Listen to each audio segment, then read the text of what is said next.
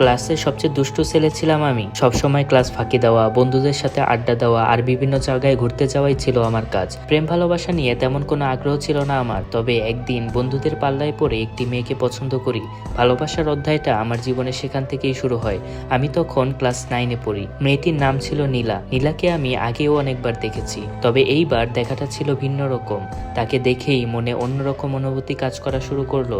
সবসময় তার কথাই ভাবতে শুরু করলাম। তাকে ভালোবাসার পর থেকেই আর কখনো স্কুল পলাইনি।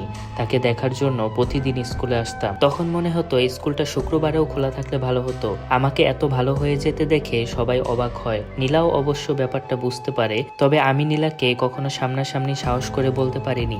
একদিন নীলার বান্ধবীকে ব্যাপারটা বলি, তবে নীলার বান্ধবী বলে নীলা আগে থেকেই আমার ব্যাপারে সবকিছু জানে। এভাবে এই দিন কাটতে থাকে আমাদের। একদিন নীলা স্কুলে আসতে দেরি করায় আমার তার জন্য অনেক চিন্তা হয়। তাই আমি তার বাসার দিকে চলে যাই। যদিও আমি তার বাসা সঠিকভাবে চিনতাম না, তবে সেদিকে গিয়ে আমার এক বন্ধুর সাথে দেখা হলে সে আমাকে নীলার বাসা চিনিয়ে দেয়। নীলা জানালা দিয়ে আমাকে দেখতে পারে এবং ডেকে বলে, আজকে স্কুলে যেতে একটু দেরি হলো বলে তুমি আমার বাসা পর্যন্ত চলে এসেছো। সেদিন আমরা একসাথে স্কুলে আসি। সেদিনের পর থেকে আমাদের ভালোবাসার গভীরতা আরো বাড়তে থাকে।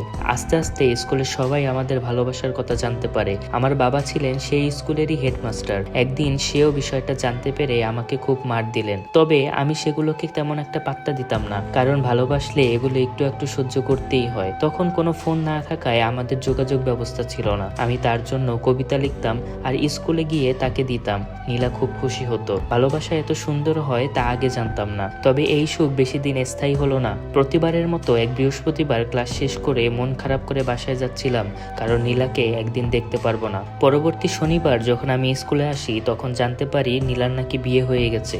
এটা কিভাবে সম্ভব? একটা মেয়ের হঠাৎ করে কিভাবে বিয়ে হয়ে যেতে পারে, আর নীলাও কিভাবে এখন বিয়ে করতে পারে? আমি কিছুই বুঝতে পারছিলাম না। সেদিনই আমি প্রথমবারের মতো সিগারেট খাই। আমি নীলার ব্যাপারে তার বান্ধবীর কাছ থেকে জানতে চাই, তবে কেউ কিছু জানতো না। 3 দিন পর আবার নীলা স্কুলে আসে।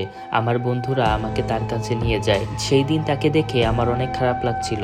নীলা আমাকে সব ঘটনা খুলে বলে। সেই দিন